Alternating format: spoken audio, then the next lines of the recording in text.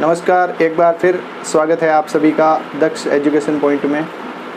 हम पढ़ रहे थे वैदिक गणित, और वैदिक गणित की जो 2 क्लासें हुई है उसके बाद जो हमारा आज का टॉपिक रहेगा वो रहेगा वर्ग ज्ञात करना।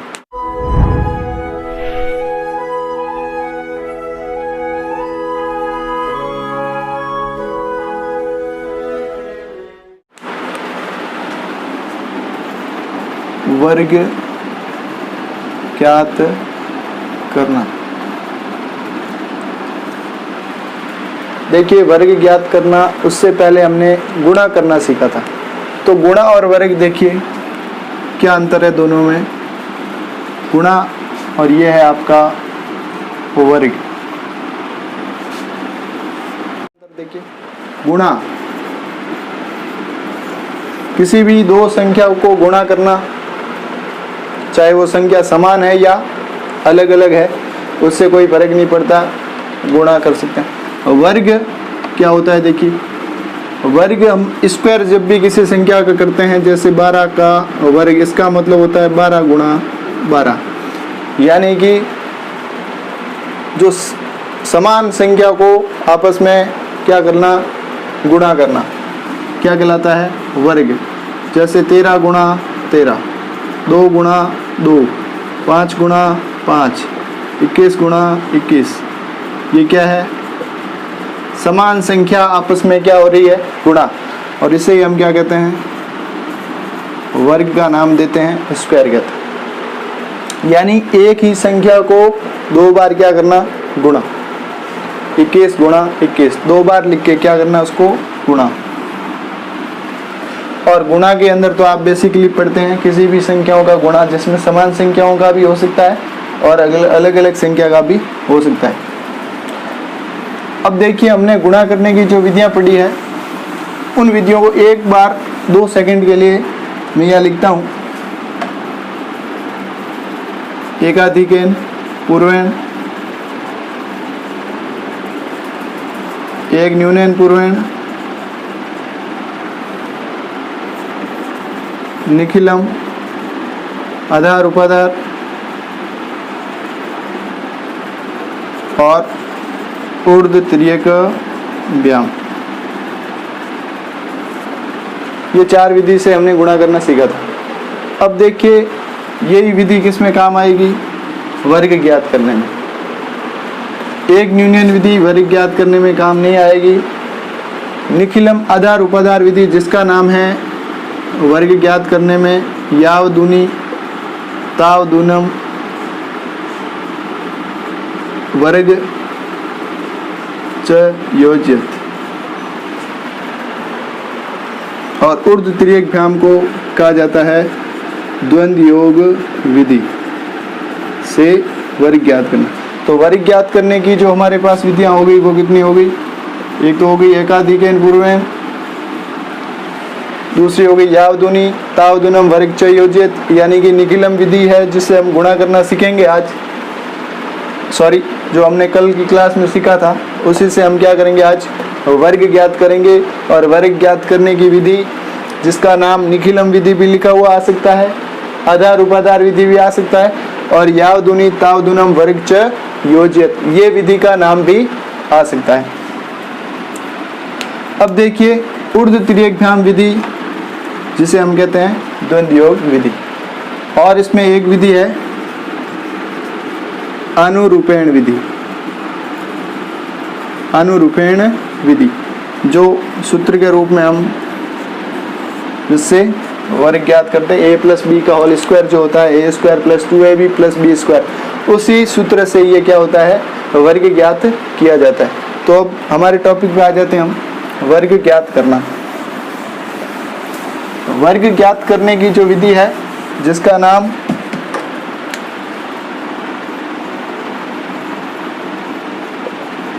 आधार उपाधार विधि,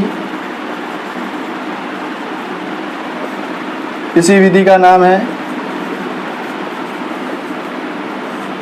निखिलम विधि, और इसी विधि का नाम है यावदूनी तावदूनम वर्ग च योजित।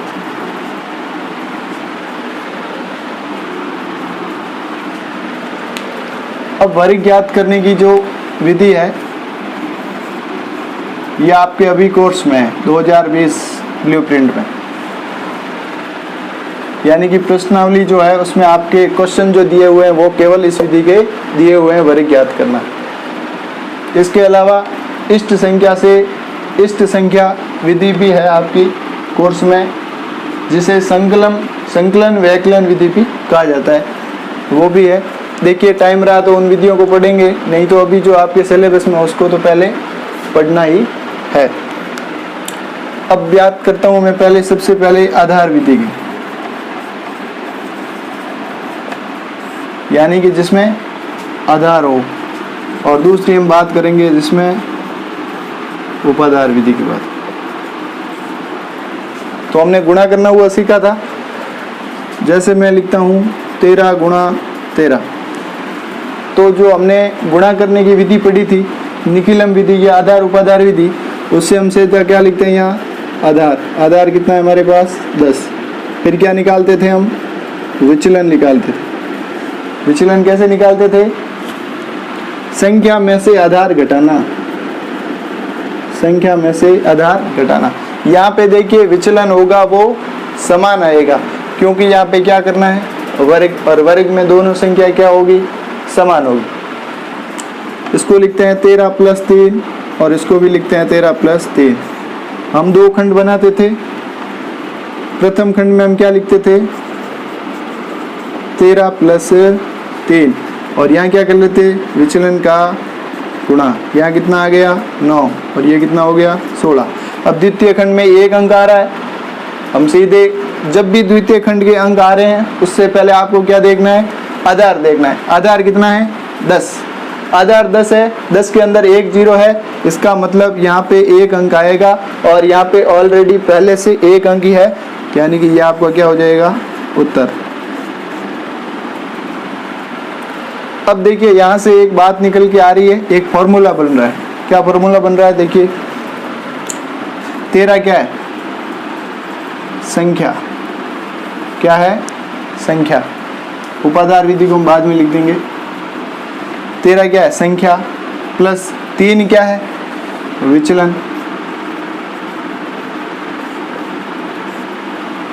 स्लैश दूसरे खंड में क्या है विचलन गुणा विचलन, यानी कि विचलन स्क्वायर, विचलन स्क्वायर।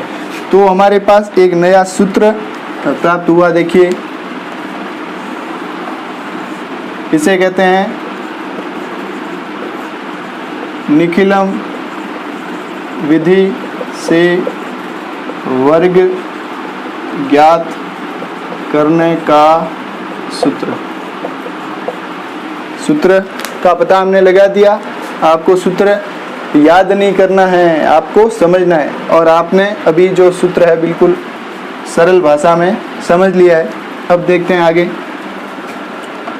अब करते हैं हम 13 को, वही आएगा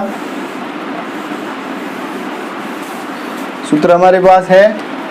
हम संख्या लेते हैं, मान लीजिए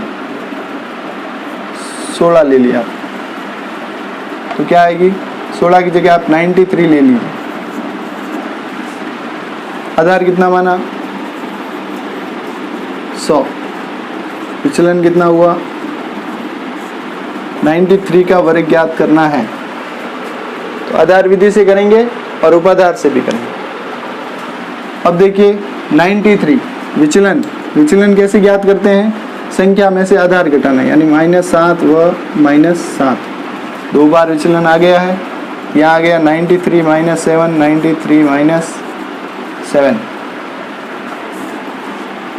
खंड 1 में क्या लिखते हैं संख्या प्लस विचलन, संख्या कितनी 93, विचलन कितना -7 का है तो माइनस लिखेंगे, प्लस का होता तो क्या लिखते हैं प्लस लिखते हैं।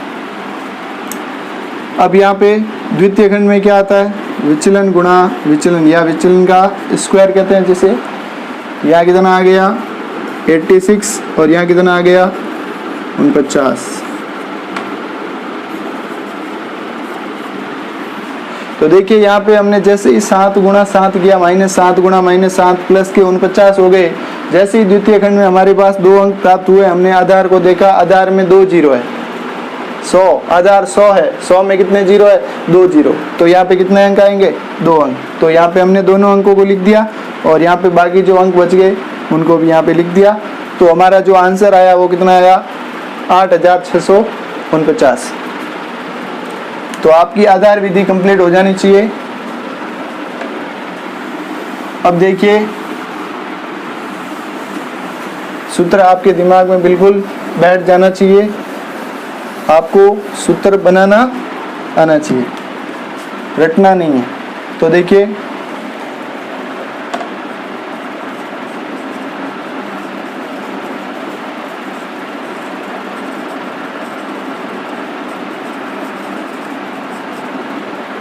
आधार विधि से किया हमने अभी 93 का वर्ग, और यही उदाहरण हम कहाँ लेते हैं,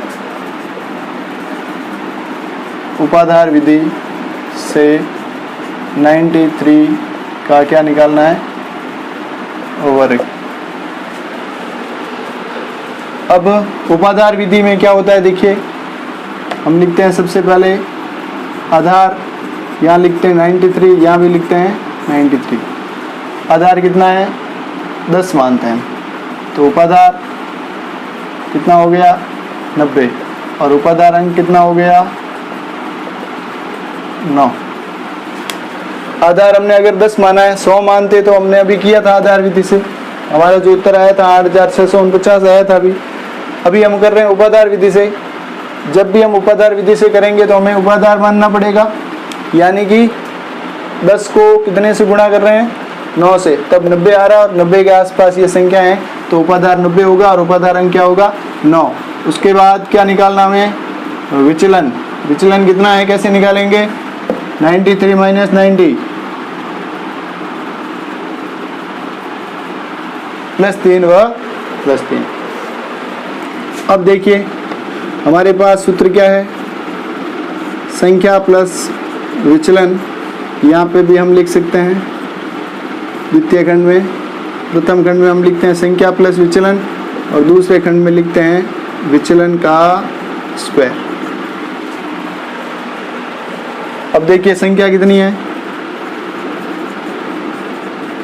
हम वैसे भी ऐसे ही लिखते थे, 93 प्लस 3, 93 प्लस 3। अब देखिए अब के विचलन कितना है हमारे पास, 3, तो यहाँ क्या हो गया, 3 का स्क्वायर।